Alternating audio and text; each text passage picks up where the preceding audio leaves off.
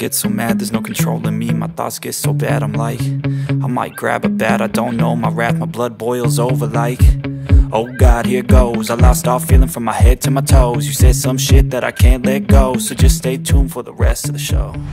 Aku pengen tahu kira-kira persiapan pameran ini berapa lama? Persiapan pameran ini kira-kira 2 tahun gitu. Jadi ketika aku sepakat dengan Eri Pemat untuk membuat pameran ini, saya siapkan 2 tahun untuk garap semua. Ini merupakan pameran kedua setelah pameran 2019 ya? Iya. Ini serial berikutnya nyambung secara tematik atau beda sama sekali? Pameran pertama itu lebih luas temanya, itu tentang hadap hidup, itu gimana menghadapi permasalahan di depan itu dengan mengeksplorasi ke karya itu. Karya-karya tahun 2019 itu lebih banyak karya-karya lama dan baru, karya-karya retrospektif. Itu pameran retrospektif selama 19 tahun. Kalau pameran ini khusus karena secara tema juga udah jelas gitu, tema lingkungan hidup, tema perubahan cuaca, tema kerusakan alam, tema sosial politik juga ada unsur di dalam permasalahan yang besar ini. Dengar pameran ini hampir membuat Anda frustrasi karena karya-karya Anda hilang kebanjiran. Ceritanya gimana? Waktu sudah proses membuat karya selama 1 tahun lebih, kira-kira 70% saya garap. Itu juga kaget juga di bulan Februari, tepatnya 28 Februari di kota saya tinggal di Lismore, New South Wales, Australia, itu ada banjir besar, banjir bandang yang setiap tahun ada banjir, tapi nggak sebesar ini. Terus dan kebetulan saya pas di sini sedang membuat patung, proses untuk pameran ini juga. Pulang ke Indonesia. Pulang ke Indonesia. Terus saya langsung shock, kaget, depres, nggak bisa kemana-mana, nggak kepikiran, wah karyaku hilang semua ini. Terus pulang, sampai akhirnya saya pulang ngecek semua. Karya saya sebenarnya ratusan karya lama juga hilang, rusak dan nggak bisa diperbaiki. Dan terus aku ingat dikabari dengan teman itu, aku masih punya karyamu, ada 28 drawing itu, kamu titip. Oh iya, langsung udah lumayan. Ya ini yang di sebelah sini itu karya-karya yang selamat. Yang itu ya? Oke. Terus ada yang kena banjir tapi masih oke, yang kotor-kotor gitu. Ya. Kok bisa banjir? Australia kan negara maju, Anda punya gagasan apa tentang kemudian apa lingkungan Anda yang kebanjiran itu? Mungkin negara maju karena sistem ekonomi maju, tapi sebenarnya negara Australia adalah negara yang besar, kaya karena pertambangan. Itu kerusakan lingkungan di Australia itu besar di mana-mana, dan ya jelas mereka seperti peduli nggak peduli itu, karena mereka ternyata lengah juga gitu tentang perubahan cuaca, climate change, nggak disadari bahwa itu berdampak ke masyarakat, ke umum di Australia sendiri, dan juga pembangunan jalan tol yang ngeblok, banyak peresapan air ketika musim hujan, terus air pasang dari laut dan sehingga hujan besar air nggak segera bisa keluar ke laut, dan itu kembali ke kota dan menghanyutkan tempat-tempat. Dan di sana perlu diketahui bahwa penebangan hutan, penggundulan hutan untuk peternakan sapi itu di mana-mana. Itu salah satu yang mengakibatkan banjir ya. Ini menjadi ide dasar atau salah satu ide dari karya-karya Anda di pameran ini? Iya, karena pengalaman saya selama tinggal di Australia, karena melihat gitu bahwa alam dirusak oleh negara Australia, negara jajahan Inggris, negeri orang aborigin. Itu apa ya? Jadi membuat saya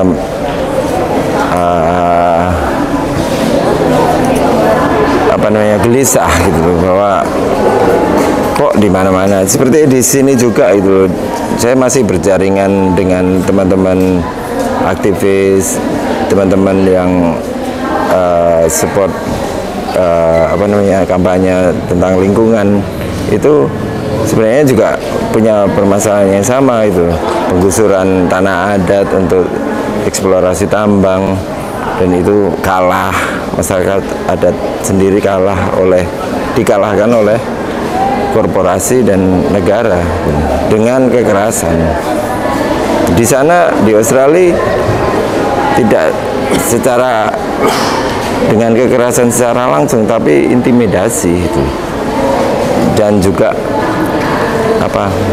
membayar tanah itu untuk dihabisi. Ya. Bukankah itu negara demokrasi, negara yang sama demokratis dibanding Indonesia? Australia itu apa ya? Banyak partai ya demokrasi, tapi juga yang menang itu partai liberal, itu partai yang kalau di Indonesia itu kayak zaman Soeharto. Mereka juga menggunakan paramiliter untuk usaha kepentingan negara gitu. Ya, seperti itu. Pameran ini menarik karena Anda konsisten untuk bisa berkarya dengan tema-tema yang bicara tentang politik. Mungkin juga pandangan Anda bisa dibilang kiri gitu ya, seperti hanya ideologi dari komunitas atau kolektif seni Anda, Taring Padi ya. Kira-kira bagaimana sih merawat idealisme untuk berkarya dengan tema-tema seperti itu? Ya, karena apa ya, dengan dari dulu gitu saya sebelum masuk ISI ya, sebelum kuliah dan mengenal banyak seniman, banyak teman-teman di sini, sebelum membuat gerakan seni, sebelum ada Taring Padi, sebelum Black Boots, itu juga mendengar dan diceritain atau melihat sejarah di mana saya tinggal di Solo, itu juga bikin saya sedih gitu loh. Gimana zaman Orde Baru itu memang kejam gitu loh, memang sewenang-wenang gitu. Dari kecil diceritain oleh saudara-saudara, bapak ibu, dan kondisi di Indonesia seperti ini gitu. Kita nggak bisa ngomong gini, nggak bisa berbuat gini, tapi jiwa muda saya waktu itu juga, ketika saya masuk kuliah di sini, seperti saya udah dapatkan skill seni itu, tapi untuk apa lagi itu kalau enggak bisa kontribusi secara sosial itu. Saya tertarik itu, gimana saya mulai ingin tahu sejarah di Indonesia, sejarah sosial politik, sejarah dari pemerintahan sendiri. Terus kebanyakan ya apa namanya membuat semangat saya sebenarnya untuk rebel, untuk apa namanya menantang untuk memberontak, bahwa kita harus bicara, kita harus speak up dengan situasi sekarang ini. Terus setelah punya band Blackwood juga dalam bermusik kita menyuarakan kemerdekaan itu loh. Sama aja dengan tema-tema karya saya sampai sekarang itu. Dan itu membuat semangat juga waktu itu dengan teman-teman di Gampingan. Kita punya band, kita nggak hanya band-bandan untuk fun, tapi membawa misi untuk menyampaikan ide-ide kritis. Terus setelah bareng teman-teman yang lain lebih luas, seperti dengan menciptakan Taring Padi dari awal itu tahun 98 ya. 98 setelah reformasi, teman-teman punya kegelisahan itu ya, teman-teman seniman, perupa, musisi, aktivis, sastrawan itu gelisah, ayo bikin sesuatu gitu untuk gerakan kebudayaan. Paling enggak apa sih itu, kita nggak diam aja gitu, ayo. Terus di situ aku juga belajar gitu, belajar teori, belajar sejarah, belajar ideologi, filosofi yang cocok gitu untuk bergerak gitu, berkarya. Dan sampai sekarang dengan filosofi itu seperti otomatis itu, saya bisa membaca kejanggalan sosial, kejanggalan realita ini untuk diangkat dalam sebuah karya. Oh ya, tadi Anda bilang punya komunitas band atau grup band Blackwood ya, itu Blackwood. dengan teman-teman seni rupa di ISI Yogyakarta. Iya, itu. iya. Itu tahun berapa?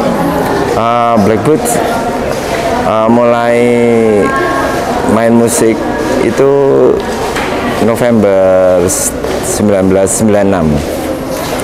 Itu dengan teman-teman punk di sini yang rebel dan apa namanya, punya jiwa berontak. Kita harus bakar ini itu, karena situasi sebelum reformasi itu udah kerasa gitu, dimana banyak cerita, banyak ada aksi, sudah mulai aksi tapi dibungkam, terus ada penculikan seperti itu kan. Jadi gimana ini, kita harus bermain musik dengan nada marah, protes. Ayo dengan teman-teman kita ngangkat tema-tema ya keseharian kita gitu, keseharian yang kita di mana itu harus disampaikan lewat musik, lihat teriakan atau teriakan keras atau penyampaian kemarahan. Paling tidak lewat lagu dengan syair-syairnya yang kritis begitu. Iya, Masih ingat nggak contoh syair yang lagu yang dibuat oleh kelompok Blackwood? Blackwood masih ada karya yang lirik lagu yang pada tahun 2000 saya di Bandung sedang nongkrong di pinggir jalan di Ciamplas, itu kan daerah militer. Tiba-tiba aku didatengin karena menyinggung mereka, dianggap menyinggung, kita nggak tahu apa, dipukuli, diajar dengan sekelompok, mungkin satu kompi. Dan di situ ngalami sendiri bahwa lagu itu harus menjadi seperti terapi ya, karena saya sendiri nggak masalah, terus kondisi saat itu juga setelah reformasi apalagi, terus kok masih seperti ini. Terus itu ada lirik semacam, tindakanmu selalu brutal, atas nama hukum engkaulah yang benar, tak ada toleransi, berpikir jernih, engkau kuasa, musuhi kita, musuhi masa. Seperti itu. Oke, benar ya berarti, masih ingat ya? Iya. Oke, setelah itu 98, kamu termasuk yang ikut generasi pertama taring padi. Iya. Nah, bagaimana bisa ketemu dan cocok dengan teman-teman yang ideologinya agak ke kiri-kirian lah gitu, dan bisa bertahan sampai Iya. sekarang? Untuk saya lebih apa ya? Dari Black Boots itu lebih ke pemberontakan, lebih anarki gitu. Tidak mempercayai adanya kekuasaan negara gitu. Kita percaya manusia sesama, manusia bisa komunikasi, bisa berkawan, bisa bersaudara. Manusia dekat dengan alam. Itu filosofi yang saya angkat sebelum masuk taring padi sebagai ya filosofi anarkisme.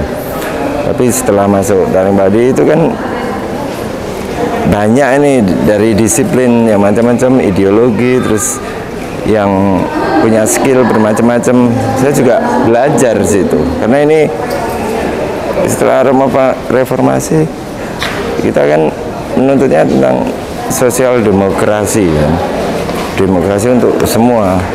Jadi di situ saya bisa masuk dan mereka juga menerima ideologi apa yang saya anut, filosofi itu, dan saya juga menghargai yang lain karena saya juga belajar kan dari pengalaman teman-teman, skill teman-teman yang bermacam-macam ideologi itu nyambung gitu. Kita mau membuat perubahan sosial, gerakan kebudayaan harus demokratis. Itu jadi sampai sekarang pun masih oke lah teman-teman ya. Ada yang keluar masuk, ada yang sudah tidak cocok, itu wajar gitu. Biasa. Tapi esensi atau feeling perlawanan yang dasar dari dulu itu ada, masih teman-teman jaga gitu. Kita bukan hanya kelompok atau sekedar kelompok, tapi juga keluarga gitu, saudara gitu.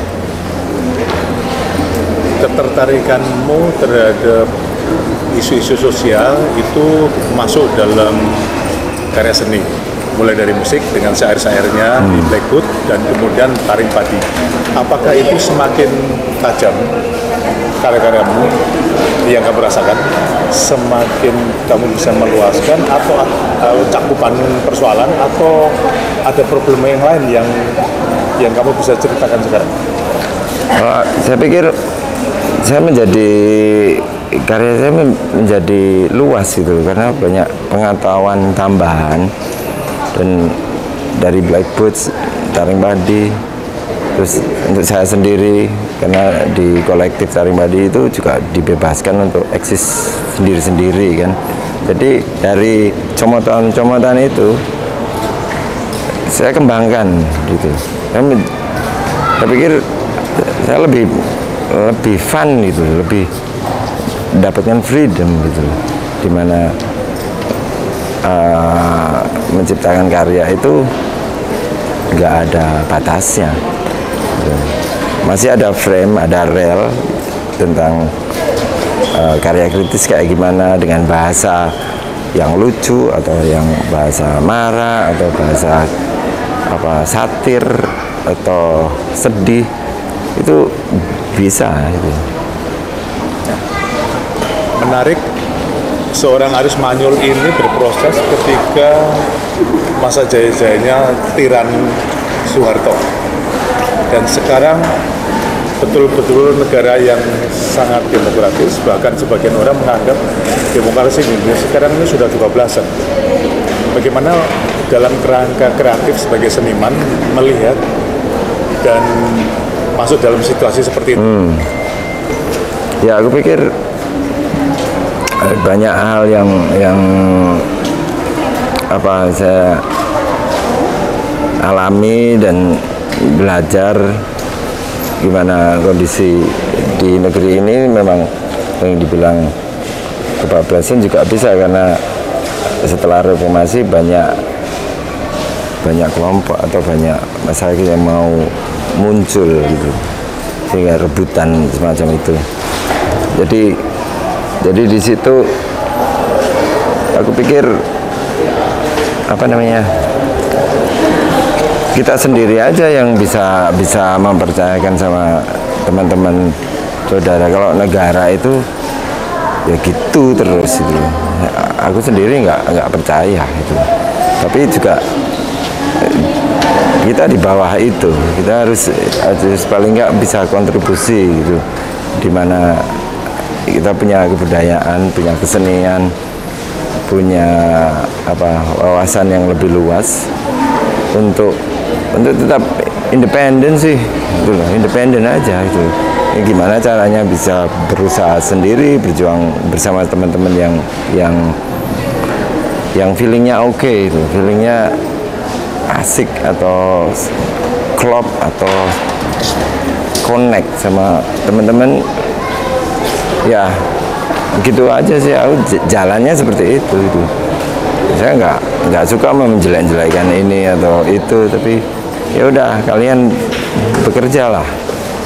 Aku jalanku seperti ini, kalian seperti ini. Ayo, kalau ada sesuatu yang penting kita bisa kerjasama yang bagus, kenapa enggak gitu. Berkarya seni menurutmu sebelum reformasi dan jauh setelah reformasi sekitar ini lebih mudah atau enggak, atau mungkin kamu ada persoalan yang lain? Untuk tantangan ya, sebelum reformasi itu lebih exciting karena tantangan, karena ketakutan, intimidasi, ancaman itu malah aku pikir lebih keras itu di kondisi memang fasisme seperti itu, memang membuat ide-ide saya menjadi jadi keras, jadi satir atau menertawakan atau apa. Terus setelah action tambah ya? Action tambah. Ya jadi sekarang kan lebih kayak luas, boleh apa aja atau apa, itu menjadi bukan bingung tapi harus cermat gitu. Dimana kita nggak bisa kebablasan juga atau masuk ke wilayah-wilayah yang orang pikir mungkin nggak benar atau apa. Tapi aku pikir ya aku masih tetap bawa semangat lama sih. Jadi memang aku percaya memang kondisi sekarang juga banyak hal yang terjadi seperti kondisi sebelum reformasi juga gitu. Jadi yang di situ bisa terbaca untuk ditampilkan dalam karya. Kemudian dirimu pindah ke Australia, itu tahun berapa dan untuk alasan apa?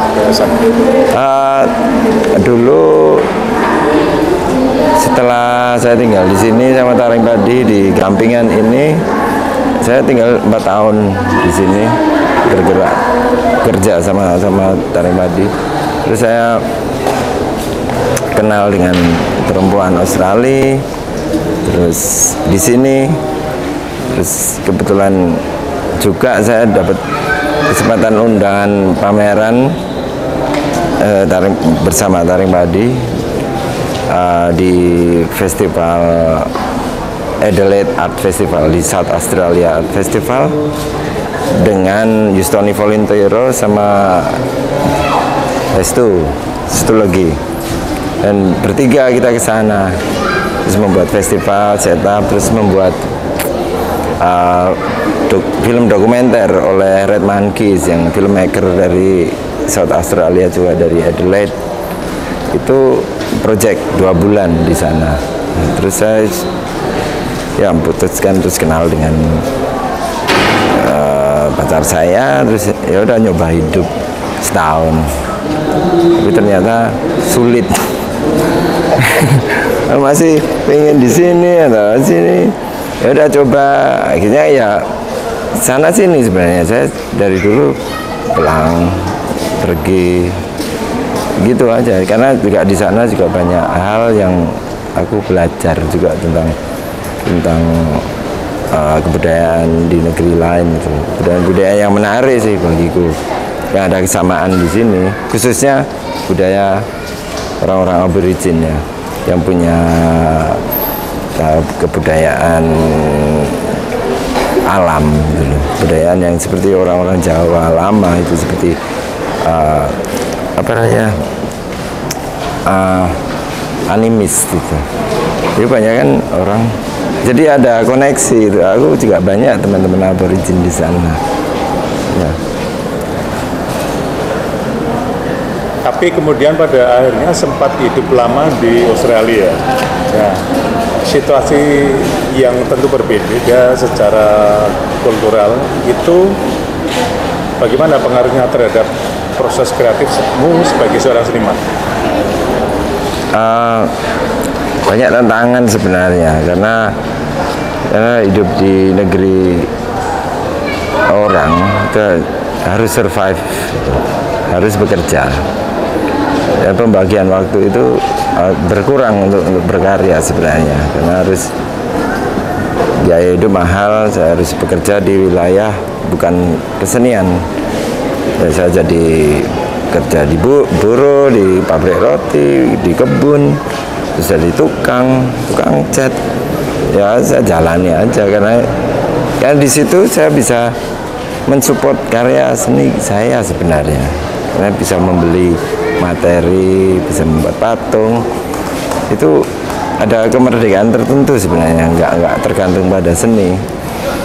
Terus itu tantangan saya di sana. Kalau di sini dia lebih murah, bisa menjual karya.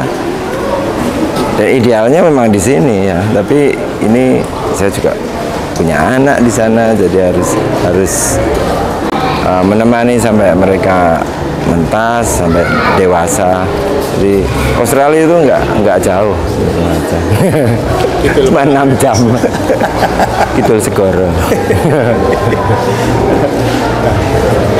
Saya kembali lagi ke materi pameran ini. Ya.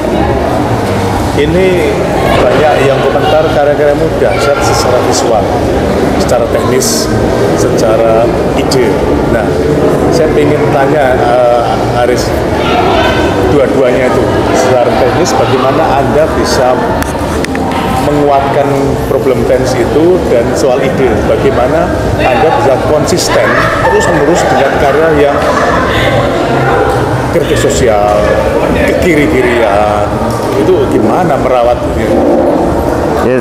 Ya di situlah tadi saya bilang tentang gimana memvisualisasi, terus ide-ide dasar, kegelisahan yang muncul dari kejadian-kejadian yang saya ingin angkat dalam sebuah karya. Itu secara tema saya juga riset, juga ngalami, itu juga karena visualisasi teknis itu berkembang terus kan sebenarnya, dari mahasiswa sampai sekarang pun aku ngalami juga maju itu, lebih mudah menciptakan karya secara mencari ide atau memvisualisasikan. Itu harus solid, harus maksimal. Karena untuk karya saya dari dulu senang karya realisme dari konten atau isian atau visual. Saya suka itu karya semacam itu. Jadi itu jadi acuan itu. Karya harus gini, harus benar-benar sampai saya puas gitu, sampai serealis mungkin. Walaupun misalnya ada karikatur atau apa, itu juga isinya realis gitu. Paling nggak ada itu salah satu. Tadi Anda bilang antren berkarya itu melakukan riset. Kalau versi seorang seniman, seorang Aris Manyul Prabowo. Itu risetnya piye toh? Jadi saya ya pernah mendatangi tempat-tempat, terus ngobrol sama orang, kerjasama dengan penduduk yang mengalami musibah atau permasalahan tentang apa namanya penggusuran atau mengalami apa namanya ketidakadilan gitu. Di situ saya juga ada teman-teman kelompok-kelompok teman komunitas yang saya jalin bisa masih komunikasi. Selain itu juga kalau ingin tahu yang jauh-jauh ya membaca tulisan-tulisan orang yang memang secara logis itu benar gitu. Kadang-kadang kan nggak bisa diada-ada juga. Saya suka esai daripada yang nggak esai atau apa namanya selain esai itu News. Ya news, seperti news juga. Saya juga nggak sering-sering baca berita atau nonton TV, tapi juga apa ya yang menarik ini kan saya juga buka suka baca dikit-dikit aja untuk mencocokkan dengan persoalan yang lain juga gitu. Ini ada, saya hitung ada 54 drawing, ada karya 3 dimensi atau instalasinya sekitar 11 ya. Nah, prosesnya ini nyambung satu ide yang berkembang atau satu tema yang kamu kelompokkan jadi beberapa bagian atau bagaimana? Karena ya saya bedakan, saya senang realis yang bilang itu. Kalau patung itu ada dimensinya kan, itu lebih realis tuh. Nah, itu dari seleksi dari tema-tema atau persoalan-persoalan yang saya ambil dari drawing juga itu, terus saya buat mematungkan itu karena rasanya kalau pameran itu nggak ada isinya di tengah itu kurang gitu.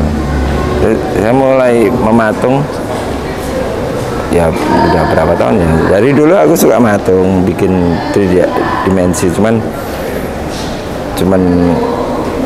drawing atau gambar itu menyita waktu banyak, jadi nggak ada kesempatan, cuman mau pameran aja. Aku mau buat drawingku ini jadi patung, kerjasama dengan studio sama teman-teman, bikin model di sana terus dicetakin seperti itu ya. Nah, saya ingin minta keterangan lebih jauh, meskipun ini soal tafsir ya, atau mungkin problem dasarnya dari beberapa karya ya. Mungkin bisa langsung ke contoh ke karya yang ya, drawing berukuran paling besar itu. Saya melihat karya ini bicara tentang perubahan iklim ya, kira-kira gitu. Nah, saya lagi tanya soal bukan tafsirnya ya, tafsir kan bebas ke penonton, tapi lebih pada metode untuk membuat karya seperti ini bagaimana? Mungkin kamu bisa di sini. Dari awal saya sudah punya gambaran atau sketsa untuk sebesar ini. Dari sebelum gambar ini juga saya sketsa semua. Ini ada ini dan pengerjaannya kan pelan-pelan karena banyak detail yang muncul setelah dari tema-tema besar endapan itu banyak detailnya. Jadi saya sudah ada gambaran sebenarnya dulu, karena ini tentang energi yang didapat dari alam, terus energi yang dieksploitasi oleh orang, manusia membentuk energi lain. Itu ya isian dari karya ini ya. Jadi banyak eksploitasi yang jelas, dan ini bertahan dan melawan, tapi juga ada yang bingung terus ada yang nggak mau tahu, terus bahwa kita jelas itu kayak ini apa namanya pasukan dari luar itu mulai menghabisi alam yang bagus itu. Kebanyakan orang suka ke alam, oh, beautiful, asik ini. Tapi padahal orang itu pengen ngeruk itu sebenarnya. Itu menjadi hanya mimpi-mimpi, itu simbol apa yang ya mimpi semua orang sebenarnya. Tapi di sisi sini itu apa pertahanan sebenarnya. Kita harus pertahankan dan melawan yang merusak. Itu rebutan energi. Apakah ini problem yang kamu angkat dari persoalan yang ada di Indonesia atau di Australia atau global? Persoalan global sebenarnya. Kalau pengalaman saya di Indonesia, di Australia, terus cerita teman-teman di South America, di Afrika yang saya kenal itu pernah ketemu, terus seperti saling lihat kita mengalami masalah yang sama. Terus jadi kayak dari sini itu akhirnya global sebenarnya. Masalah kerusakan lingkungan itu masalah orang sedunia. Ya. Nah, sebetulnya kalau lihat karya ini lebih sebagai sebuah pemaparan isu atau menceritakan sebuah dampak. Lebih ke pemaparan isu ya, persoalan-persoalan yang saya mau tunjukkan ini loh, dengan bahasa-bahasa saya yang agak distorsi, itu menjelaskan aja, mengeklirkan atau membesarkan aja untuk bahwa ya ini pemaparan itu, ini loh kita. Tapi juga nanti pikir sendiri gitu aja. Kalau audiens kamu melihat ini pikiranmu apa terserah. Tafsir. Ya tafsir. Nah, soal tafsir ini menjadi menarik ketika Anda kemarin Juli ya itu ke Jerman. Juni ya, menjadi salah satu anggota kolektif Taring Padi di manifest Documenta 15 yang jadi problem. Itu kan problemnya karya teman-teman Taring Padi itu ditafsir secara sepihak oleh orang-orang yang disinyalir Yahudi lah. Ya. Bagaimana tafsir itu kemudian menguasai otonomi kreatif Anda atau kelompok Anda? Bagaimana Anda bisa punya sikap tentang isu itu? Ya kalau saya juga yang membuat banner itu juga di sini di ruangan ini tahun 2001. Terus dibawa ke Adelaide Festival. Di sini itu juga kita mau itu menceritakan tentang kekejaman 65, kekacauan saat itu. Kita mau mengangkat isu itu memang masa-masa rezim militer itu muncul kan dari situ. Terus apa namanya, banyak isu di sekitarnya juga di sisi kiri tentang keburukan, terus penjajahan dan macam-macam. Dan itu banyak unsur yang kepentingan luar negeri juga, Eropa, terus Australia, dan tentang apa perebutan kekuasaan juga lewat tangan-tangan militer. Dan di tengah kan juga korban, terus yang sana juga masyarakat adat masyarakat yang mau freedom gitu. Jadi di situ itu sebenarnya terus terang ya ada unsurnya yang kita kritiki gitu, ada hubungannya dengan bukan Yahudi atau apa, tapi Israel, Amerika, terus negara-negara Eropa yang berjaringan dengan Israel, Amerika, ya Jerman juga itu. Dan dia juga akhirnya juga saat itu juga langsung membaca sejarah bahwa kita siap nggak siap itu juga apa namanya ya itu apa namanya tafsir itu.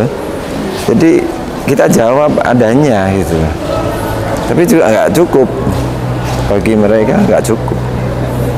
Kamu tetap ini gitu. Kamu gambar itu kamu kelompoknya ini, kamu melawan gini, kamu mendukung Nazi, padahal nggak ada hubungannya kita mau mengkritik kok, bukan sebagai ikut kelompok-kelompok lain atau yang bermasalah di Eropa. Kita nggak mau tahu masalah kalian. Kita mau membawa karya dari permasalahan kita di Indonesia itu, dan tema pameran Documenta 15 itu juga dekolonialisasi kan? Itu tentang seniman-seniman yang diundang itu yang pernah mengalami penjajahan Eropa. Jadi itu jelas kan. Nah, mereka sebenarnya takut gitu. Kalau aku lihat mereka takut gitu, takut dikeroyok dengan ini, melawan lagi gitu. Dan itu, tapi kan situasinya kan sulit banget, media di blow up, terus ya panitia takut, kuratornya bingung. Padahal harus disiapkan kan, karena sebelumnya kan kita sepakat mau pameran itu kan nggak ada censorship memang. Ya. Gitu. Kalau disensor kita nggak mau ikut. Kita mau mereka tahu loh, kita mau pameran ini karyanya ini di-share. Ada kesepakatan di bagian awal ya? Iya. Ya di situ juga teman-teman kurator juga bilang, ya lihat nanti di sana, kalian bawa aja. Ya ternyata benar ada efek itu. Terus kita ketawa sebentar, benar kan? Dan itu sulit juga itu loh, masa itu pinginnya pulang gitu rasanya. Kalau kita nggak benar yang dituduhkan kok. Kalau ngobrol di dialog tentang sejarah, ayo. Gitu. Ya. Oke, itu kan problem tafsir. Ya. Sementara hasrat atau keinginan awal atau visi Anda paling enggak dalam berkarya dari karya yang bermasalah itu seperti apa sih? Ya, keinginannya sebenarnya untuk menceritakan tentang loh ini kita punya sejarah buruk gitu, sejarah yang dialami teman-teman atau saudara-saudara di tempat-tempat lain juga itu. Dan di situ dari awal rasanya pengen tahu juga permasalahan seniman-seniman dari negeri lain kan. Itu kan mereka juga tertarik itu. Dari komunikasi lumbung seniman dari awal proses itu sebelum kita ke sana, itu mereka udah tertarik. Oh, kita bahas ini. Ternyata di sana kan dibawa ke isu satu itu aja, yang lain pun nggak ada kesempatan untuk sharing gitu. Mereka juga akhirnya protes dengan panitia, dengan kita, kenapa selama Documenta isunya itu aja. Jadi ya misinya sebenarnya kena itu. Dengan itu jadi orang jadi belajar kan, eksplorasi, terus membaca sejarah gini. Itu aku pikir menarik itu. Aku juga ketawa dan wah asik ini, seneng gitu loh. Aku seneng sebenarnya. Sukses sebagai isu ya? Iya, karena kita nggak di penjara, boleh pulang, isunya masih begitu aja. Ya gitu. Dan ada dampak yang lain dari isu itu? soal eksistensi dan dampak ekonomi barangkali? Oh iya, gila. Setelah kejadian itu, antri loh orang datang ke galeri Taring Padi setiap hari, dan berlipat-lipat dari lebih daripada dokumentasi sebelumnya. Karena isu itu sebenarnya, dan ketertarikan seniman juga banyak, pecinta seni juga banyak, tapi juga museum mulai melirik, mulai aku pengen ini loh, aku pengen ini punyamu ini ya. Itu jadi semangat juga ya, karena nggak sekedar kolektor privat kolektor. Kita kalau Taring Padi menolak privat kolektor yang karya kolektif besar ya. Kalau poster nggak apa-apa ya, kecil-kecil. Tapi emang kita dapat gitu loh. Memang itu tempat yang benar gitu loh. Bisa menjaga karya-karya kolektif itu. Syukur di State Gallery mamanya gitu. Iya. State Museum. Iya. Semacam itu kan terjaga. Kalau saya sendiri mending di sana daripada di rumah rusak, lembab dan lain-lain kan. Banjiran. Lah, malah rugi. Ya gitu. Ya. Oke. Isu tentang politik sekarang, climate change itu apakah masih cukup relevan untuk 5 tahun ke depan bagi Anda atau Taring Padi? Ya aku pikir cukup relevan asal nggak cuman isu ya, kita harus bergerak juga dengan kawan-kawan atau yang punya skill atau bidang lain untuk memang real gitu, bergeraknya real, nggak hanya teori atau nyuruh-nyuruh harus gini gitu, enggak. Kita harus sebagai seniman juga harus bekerja sama dengan orang yang punya skill lain untuk kita percaya bisa merubah gitu loh. Kita bahasa gambar oke lah untuk komunikasi yang lebih luas, tapi di depan kita kan harus benar-benar digerakkan bareng, dirubah bareng-bareng gitu. Memang isu lingkungan itu berat ya sebenarnya, berat, tapi kalau nggak kerjasama dengan banyak disiplin ya tambah berat lagi gitu. Tapi saya percaya kok, karena ada unsur itu kok, sosial politik juga mempengaruhi kerusakan lingkungan gitu. Tadi menyatakan akan bergerak di luar seni juga. Konkretnya seperti apa?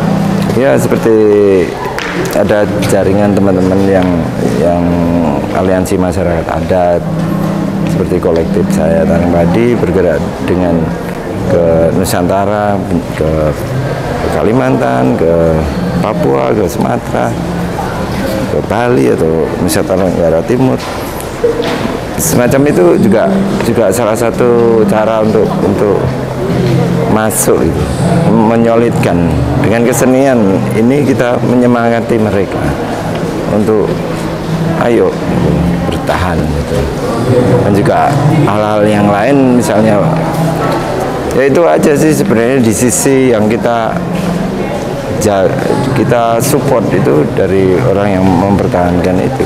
Tapi walaupun kalah tapi tetap terus, dan ya sikap-sikap untuk apa namanya, untuk merawat lingkungan juga nggak cuman teori juga kan, kita cara membuang sampah atau recycle itu pun kalau di sini nggak ada infrastruktur yang mendukung juga sama aja, orang dibiarkan sembarangan. Kalau negara memfasilitasi itu bagus, cara memilahkan sampah itu juga penting kan, ada infrastrukturnya. Ya itu keinginannya kan, kayak seperti pengalaman di Australia, mereka punya sistem, punya infrastruktur yang jelas itu, di mana recycle itu udah jalan gitu. Dan itu bisa menghidupi mereka juga gitu. karena sudah lama ya untuk sikap-sikap itu, karena juga penduduknya nggak banyak di sini juga banyak itu, dan kerjanya berat juga itu. Jadi aku pikir bisa. Sambil muter ke sana, aku pengen ngerti persis juga. Tadi ada cerita selama pandemi ada agenda yang gagal karena residensi. Mungkin bisa diceritakan. Artinya apa agenda yang sedang Anda lakukan untuk waktu paling tidak setelah pameran ini? Ya saya pikir saya tetap berkarya dan menjaga jaringan, menjaga aktivitas kesenian itu. Dimana jaringan luar negeri juga kadang-kadang ya penting karena untuk membuka kesenian yang lebih luas lagi itu, menceritakan persoalan-persoalan yang kita alami lebih luas lagi, seperti residensi atau pameran. Atau setelah ini saya berkarya lagi, saya nggak punya agenda, tapi saya tahun depan ada pameran tunggal di Australia. Di mana persisnya? Di Lismore Regional Gallery, galeri nasional di kota Lismore. Kalau galerinya sudah jadi setelah banjir. Oh, karena banjir ya? Karena banjir. Oke lah, Haris Manyul Prabowo, karyanya keren, pendapat-pendapatnya mencerdaskan, dan oh ya, saya lupa malah tentang pameran ini bertajuk Kuratorial Daya Bara. Mungkin bisa diceritakan sekilas Daya Bara itu seperti apa dan apa yang diupayakan dalam proses pameran ini? Daya bara adalah kata-kata yang daya sendiri kan tenaga, dan bara itu api. Jadi seperti kekuatan semangat yang membara itu, melawan balik itu. Dimana saya sendiri ngalami musibah gitu, dan saya nggak mau ngedrop. Saya harus jalan terus, harus menyemangati diri gitu. Seperti teman-teman lain juga banyak ya yang menyemangati diri gitu. Saling menyemangati juga akhirnya gitu. Dan feeling itu, judul ini ketemu setelah banjir. Jadi seperti Anda yang menjuduli sendiri? Saya menulis sendiri. Oh, keren ya kata-kata itu. Karena harus semangat lah. Gitu. Nggak mau depres, nggak mau sedih, nggak mau. Ya udah, masa lalu aku kalau mau berkarya ya berkarya aja. Selama masih bisa gambar atau bikin sesuatu, bikin baru, gitu. Membaharui. Ya seperti meninggalkan masa lalu yang udah gitu. Kita maju ke depan. Oke, Haris Manyul Prabowo, selamat ya untuk pameran ini, sukses selalu. Terima kasih. Thank you.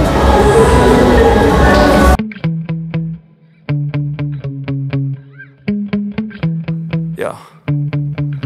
Sometimes I get so mad, there's no controlling me. My thoughts get so bad, I'm like, I might grab a bat, I don't know. My wrath, my blood boils over like, oh God, here goes. I lost all feeling from my head to my toes. You said some shit that I can't let go, so just stay tuned for the rest of the show. So have you ever felt betrayed? Switches how you see things, realize something needs change.